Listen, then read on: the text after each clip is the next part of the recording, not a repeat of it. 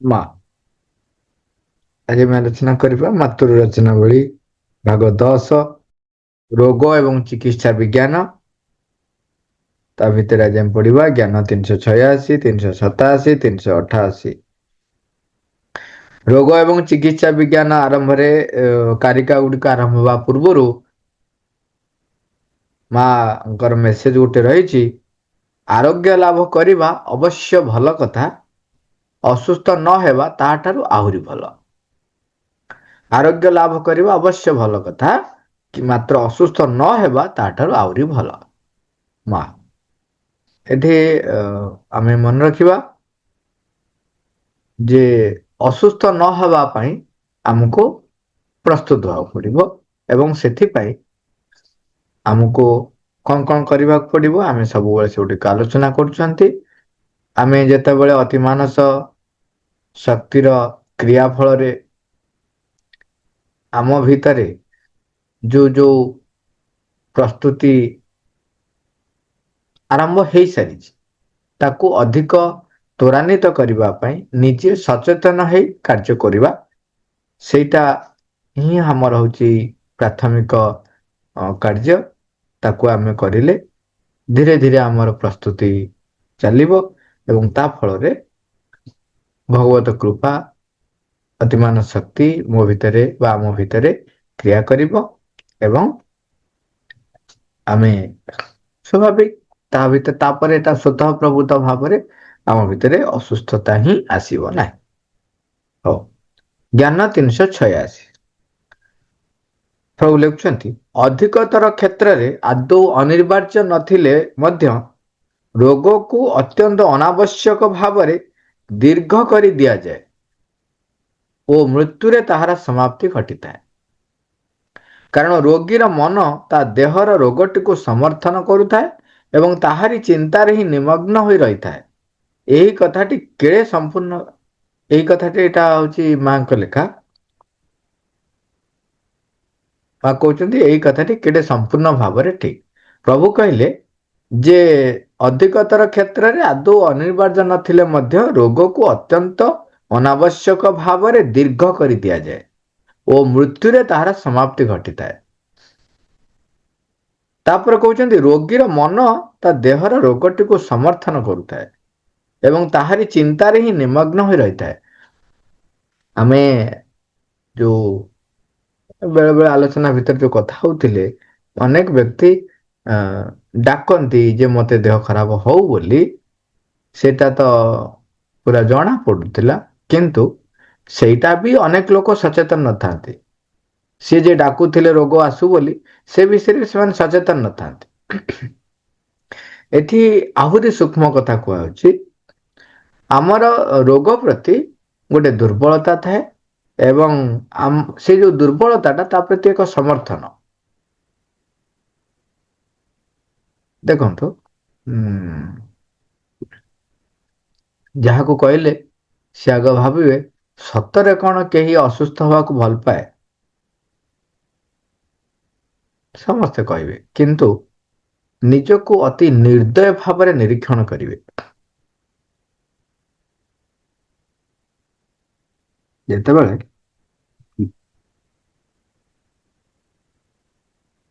ଯେତେବେଳେ ଆପଣଙ୍କର ଦେହ ଖରାପ ହୁଏ, ଆପଣ ଅସୁସ୍ଥ ହୁଅନ୍ତି, ଆପଣ ସଚେତନ ଭାବରେ ନିଜେ କେବେ ସେ ରୋଗକୁ ନା କୁହନ୍ତି ନା ବ୍ୟସ୍ତ ହୁଅନ୍ତି ମତେ ରୋଗ ହେଲା, ସେ ଡାକ୍ତର ପାଖକୁ କାହିଁ ଗଲେନି, ସେ ଅମୁକ ଡାକ୍ତର ପାଖକୁ ଯାଇଥିଲେ ହେଇଥାନ୍ତା, ଏଇଟା ଖାଇଥିଲେ ହେଇଥାନ୍ତା, ସେଇଟା ଖାଇଥିଲେ ହେଇଥାନ୍ତା।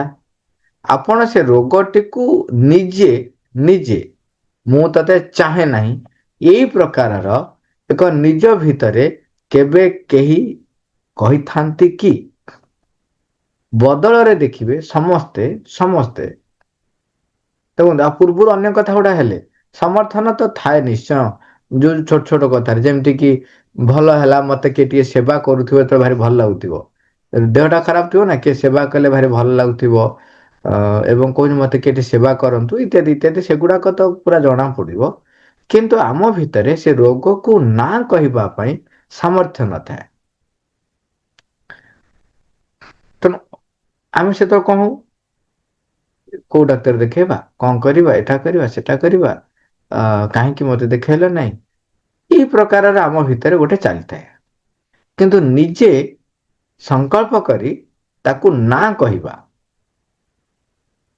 ଯେ ପର୍ଯ୍ୟନ୍ତ ନ ଆସିଛି ସେ ପର୍ଯ୍ୟନ୍ତ ଆପଣ ଜାଣି ରଖିବେ ଯେ ଆମ ଭିତରେ କୌଣସି ନା କୌଣସି ଏକ ସ୍ଥାନରେ ଯୋଉଟା କି ଆମେ ଚିହ୍ନି ପାରୁନୁ, ଜାଣି ପାରୁନୁ, ତାକୁ ଏତେ ନିରୀକ୍ଷଣ କରିକି ଧରି ପାରୁନୁ, ସିଏ କଣ କରୁଛି, ସମ୍ମତି ଦେଇଛି। ସେଇ ସମ୍ମତିଟା ବହୁତ ପ୍ରକାରରେ ଆସେ, ତାକୁ ତା ପରେ ପରେ ଆସିବ।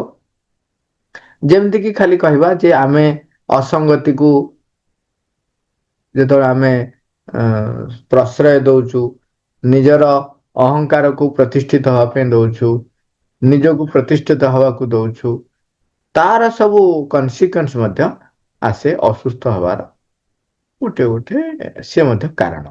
ସେ ବିଷୟରେ ଅତି ଡିଟେଲ୍ସ ଗୋଟେ ଗୋଟେ କାରିକା ଆସିବ, ଆମେ କଥା ହବା। ଆଜି ଖାଲି ଆରମ୍ଭରେ ଜାଣି ରଖିବା ଯେ ଆମକୁ ଅସୁସ୍ଥ ଆମେ ହଉଛୁ ବା ଅସୁସ୍ଥତା ଆମ ପାଖକୁ ଆସିଛି ମାନେ ଆମ ଭିତରେ ସେ ରୋଗ ପ୍ରତି କୋଉଠି ନା କୌଣସି ଗୋଟେ ସମର୍ଥନ ରହିଛି।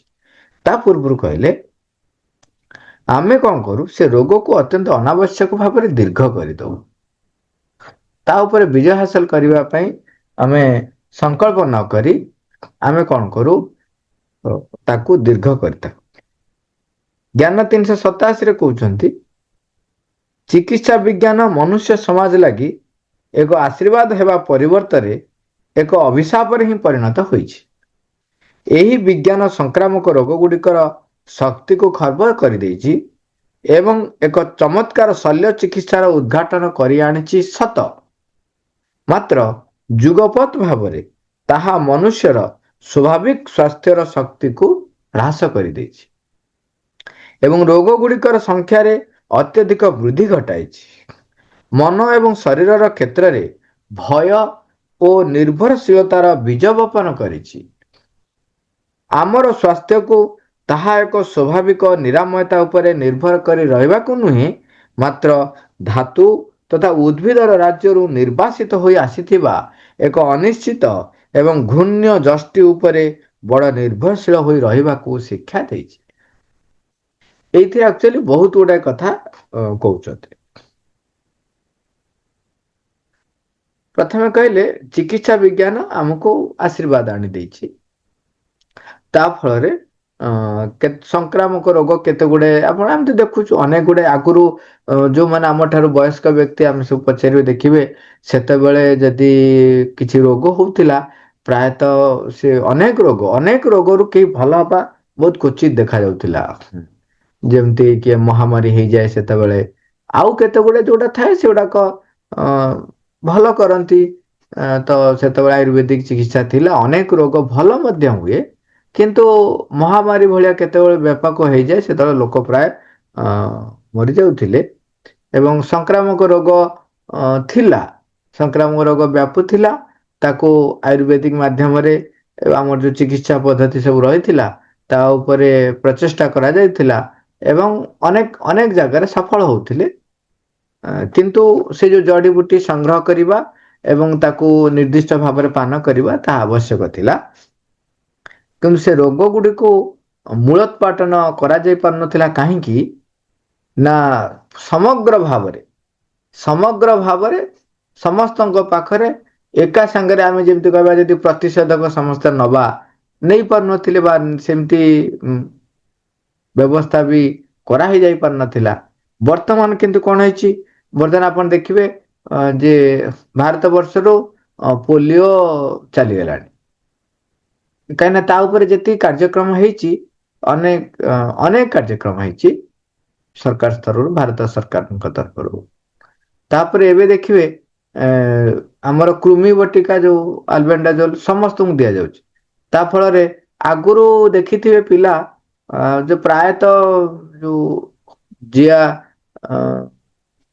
କହନ୍ତି ପେଟରେ ଜିଆ ହେଇଯାଇଛି, ସେ ଯୋଉ କୃମି ଗୁଡାକ ହଉଥିଲା, ଗୋଲ କୃମି ଦଶ କୃମି ଗୁଡା ହଉଥିଲା, ତାକୁ ଜିଆ ବୋଲି ଲୋକ କହୁଥିଲେ। କିନ୍ତୁ ସେଥିରେ ଅନେକ ପିଲା ଶିକାର ହଉଥିଲେ, କିନ୍ତୁ ବର୍ତ୍ତମାନ ତାହା କମିଗଲାଣି। ତେଣୁ ଏଇଭଳି ଭାବରେ ଅନେକ ସଂକ୍ରାମକ ରୋଗ କମି ଯାଇଛି ତା ଖର୍ବ ହେଇ କିନ୍ତୁ ହଁ, ସଂକ୍ରାମକ ରୋଗ ଖରାପ ହେବା ସହିତ ଏବେ ଶଲ୍ୟ ଚିକିତ୍ସା ବ୍ୟାପକ ପରିମାଣରେ ହେଇଯାଇଛି। ଆଗରୁ ଶଲ୍ୟ ଚିକିତ୍ସା ନିର୍ଦ୍ଦିଷ୍ଟ ପଦ୍ଧତିରେ ଅ, ଅନେକ ମାନେ କିଛି କିଛି ବିଶାରଦ ଜାଣିଥିଲେ ଅଳ୍ପ କିଛି। ବର୍ତ୍ତମାନ ତାହା କଣ ପୁରା ସମସ୍ତଙ୍କ ପାଖରେ ଆଭେଲେବୁଲ ହେଇଗଲାଣି। ଯୋଉ ସର୍ଜରୀ କରିକି ବହୁତ କିଛି କରାଯାଇ ପାରୁଛି। ଅଙ୍ଗ ପ୍ରତିରୋପଣ କରାଯାଇ ପାରୁଛି। ଆଗରୁ ବି ଅଙ୍ଗ ପ୍ରତିରୋପଣ ହଉଥିଲା, କିନ୍ତୁ ଜଣେ ଦି ଜଣ ଜାଣିଥିଲେ, ସମସ୍ତେ ଜାଣିନଥିଲେ। ଭାରତ ବର୍ଷରେ ଅଙ୍ଗରୋପଣ ଆରମ୍ଭ କରିଥିଲେ ସୁଶ୍ରୁତ ଆରମ୍ଭ କରିଥିଲେ, ଯେତେବେଳେ ଯୁଦ୍ଧ କ୍ଷେତ୍ରରେ ଅ କେତେ ହଜାର ବର୍ଷ ପୂର୍ବେ, ଏ ତ 4-5 ହଜାର ବର୍ଷ ପାଖାପାଖି ହେଇଯିବ। ସେତେବେଳେ ଯେ ଯୁଦ୍ଧ କ୍ଷେତ୍ରରେ ଯୋଉ ସୈନ୍ୟ ମାନଙ୍କର କାହାର ନାକ କଟି ଯାଉଥିଲା, କାହାର ହାତ କଟି ଯାଉଥିଲା, ଏମିତି ସବୁ ହଉଥିଲା। ପ୍ରାୟ ନାକ କଟିବା ଭିତରେ ସେ କଣ କରୁଥିଲେ, କୃତ୍ରିମ ନାକ ଲଗଉଥିଲେ। ବହୁତ ଗୁଡେ ଶଲ୍ୟ ଚିକିତ୍ସା ହଉଥିଲା, କିନ୍ତୁ ତାହା ସାର୍ବଜନୀନ ହେଇନଥିଲା। ବର୍ତ୍ତମାନ କଣ ହେଲେ ସେଗୁଡିକ ଅଧିକ ବିକଶିତ ହେଇଯାଇଛି ଏବଂ ଅଧିକ ହଉଛି, ଏଇଟା ଠିକ। କିନ୍ତୁ କେତେ ଗୁଡେ ଜିନିଷ ପ୍ରୋବ୍ଲେମ ହେଇଛି। କଣ ଏଠି କହୁଛନ୍ତି, ମନୁଷ୍ୟର ସ୍ୱାଭାବିକ ସ୍ୱାସ୍ଥ୍ୟର ଶକ୍ତିକୁ ହ୍ରାସ କରିଦେଇଛି। ବର୍ତ୍ତମାନ ତାପରେ ଲାଷ୍ଟରେ କହୁଛନ୍ତି, ମନୁଷ୍ୟକୁ କଣ କରିଛି, ନିର୍ଭରଶୀଳ କରିଦେଇଛି। ଏ ଟିକେ କଣ ନାକ ହେଲାଣି ନା, ଏଇ ତୁ ସେ ନାମକୋଲ୍ଡ ଖାଇଦଉନୁ, ସେ ସେଟ୍ରିଜିନ ଖାଇଦଉନୁ, ସେଟା ଏଇଟା ଖାଇଦଉନୁ, ସାଙ୍ଗେ ସାଙ୍ଗେ ଲୋକ ତ ଆଗୁଆ ଖାଇଦଉଛୁ।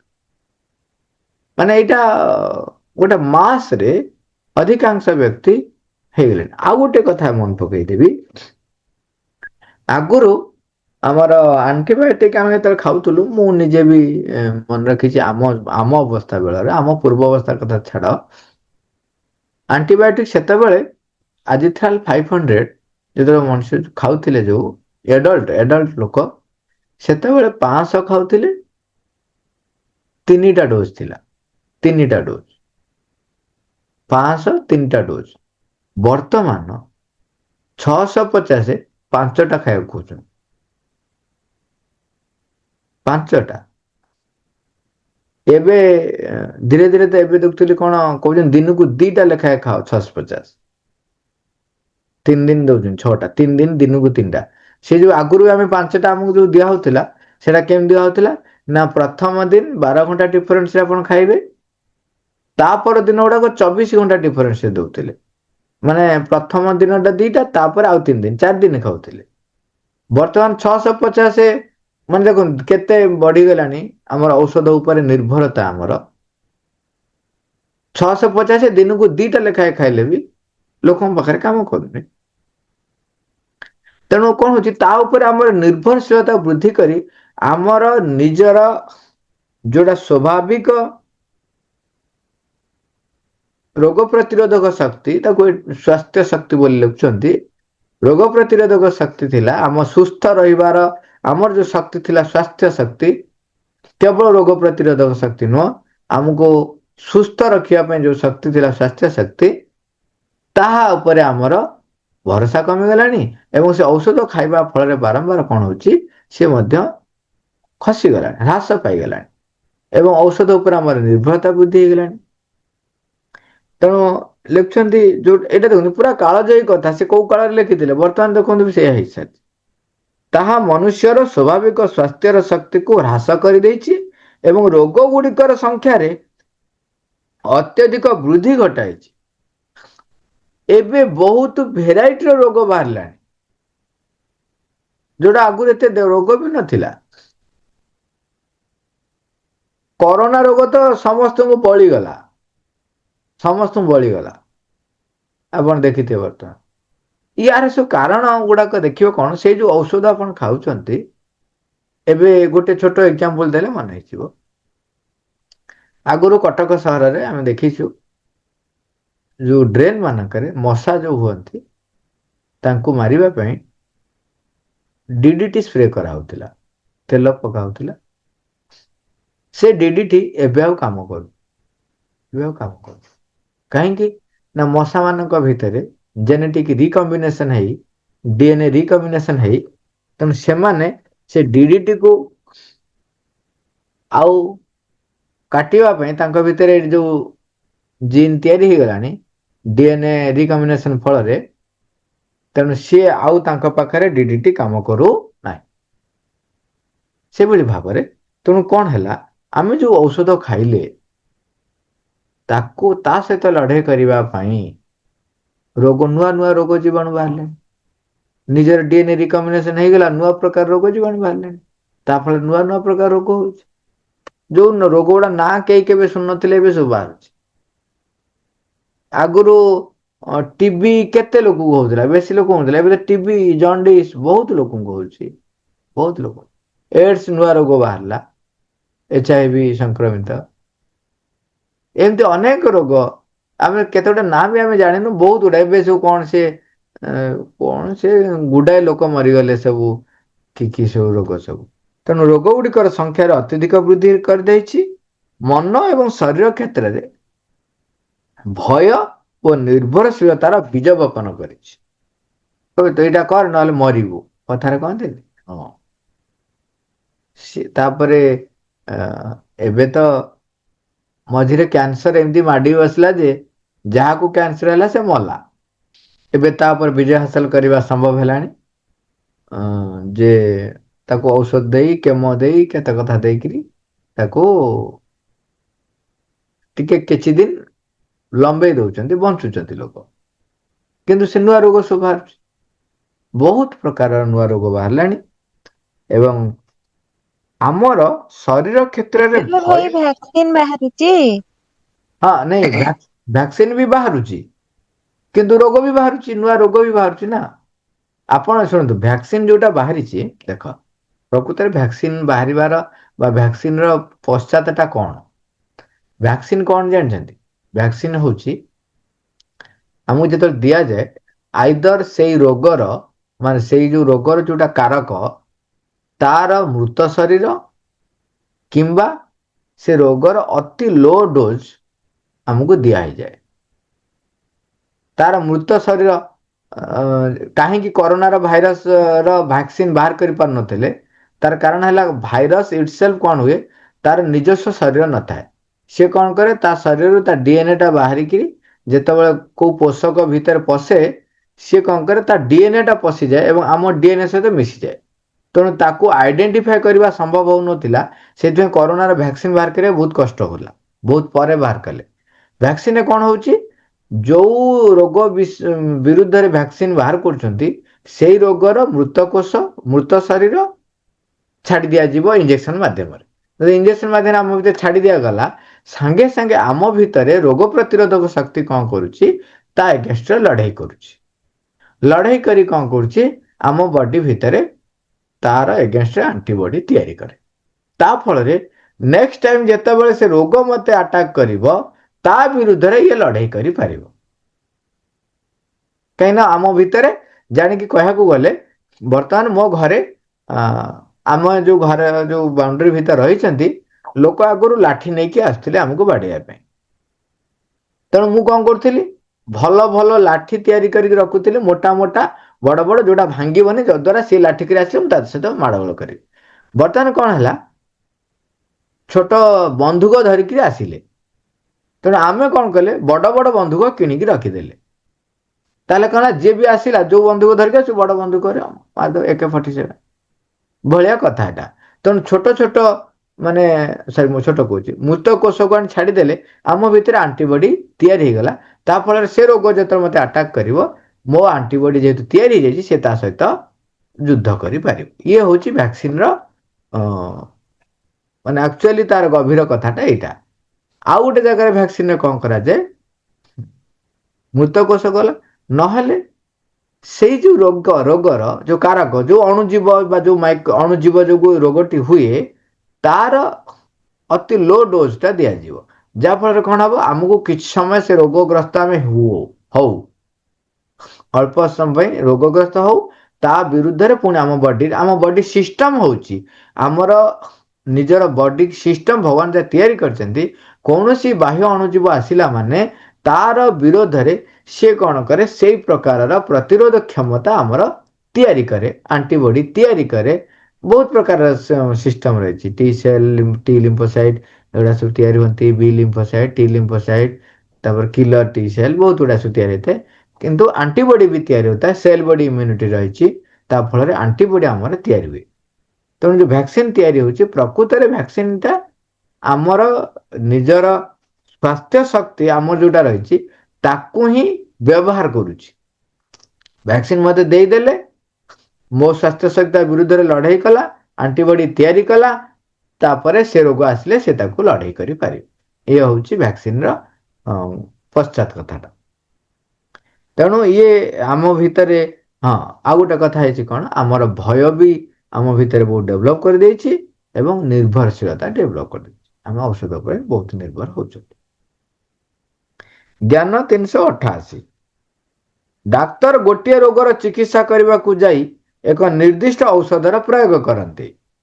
बेले बेले ताहा ठीक काम करे, बेले बेले आदौ काम करे ना। काम न करुवा दृष्टांत गुड़ी को धरा जाए ना। श्रीअरविंद पूरा प्राक्टिकल कथा गुड़ाक आम पाखे उपस्थापन कर काम करिथिबा दृष्टांत गुड़ी को साइती रखा जाए, से गुड़ी को ही स्वीकृति दिया जाए ओ सूत्रबद्ध करा जाए, सेतुरे एक विज्ञान को गढ़ी थोई दिया जाए। माँ कहते भारी चमत्कार भाव कथा कहे। प्रकृत रे एलोपैथिक सिस्टम होची ट्रायल एंड एरर। मु तो निजे तार मेडिसिन से जो पाठटा पढ़ी जे केमिति मेडिसिन आम भितर काम करे एवं जेत डाक्तर जेत प्रेस्क्राइब करती केमिति प्रेस्क्राइब करती से डायग्नोस्टिक आग निहाती जरूरी। डायग्नोस जदि ठीक नहला, जदि डायग्नोसिस ठीक है नहीं ताहले कौन हम ना से जो औषध देवे कहीबन। आपण छोटिया एग्जांपल देखंतु, आपण को जो ज्वर है आपण औषध खाइबे, को औषध खाइबे? मुंड बिंधुची को औषध खाइबे? ज्वर एवं मुंड बिंधा गोटे रोग नुहे, सी होची कौन से को रोगर लक्षण। बहुत प्रकार रोग अच्छी जार लक्षण ज्वर हो पारे, जार लक्षण मुंड बिंधि पारे। तो यदि प्रॉपर डायग्नोसिस है नहीं तेणु कौन हम जो औषध आपको देवे सेटा काम करे काम करे। एटा तो गोटे। नेक्स्ट कथा हला एठी जो कथाटा प्रभु कहउचंती जो औषध खाइले आमे कहिले एई औषध खाइले मलेरिया भल हो जाए, से औषध खाइकिरी 10 जन को पाखरे जदि टेस्ट हेइथिबो, प्रथम टेस्ट हैला बेले 1000 जन 5000 जन तार नियम रही टेस्ट करले, सेते बेले केबे भी 100% रिजल्ट कई देखंती नाही। ता भितरु जदि 90% केस रे काम कला ताहले धरी नियंती एटा होची सेई रोग पई औषध। से 10% जो काम कला नहीं ताकू काउंट को नियंती नहीं। प्रभु से कथाटी को कहउचंती वर्तमान एलोपैथी सिस्टम कहूची सी कौन करुची जो रोग जो औषध जो दौची सी एई प्रकार काम करुची। सी कोठी काम कला नहीं ताकू के हिसाब को नौना।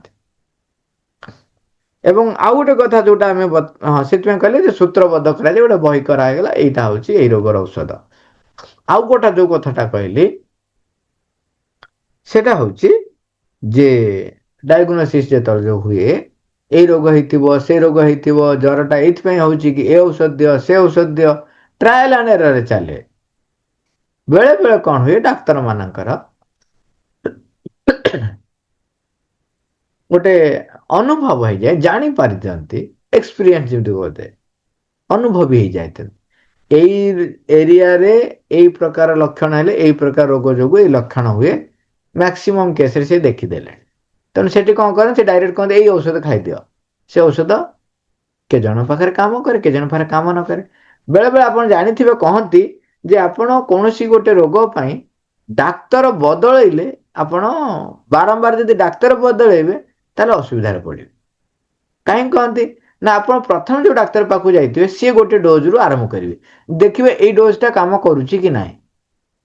ठीक अच्छे तो ये डोज दे दियो, ये डोज काम कलानी ताले डोज आउ बढ़ाओ, ये औषध काम कलानी ताले आउ गोटे प्रकार औषध दियो।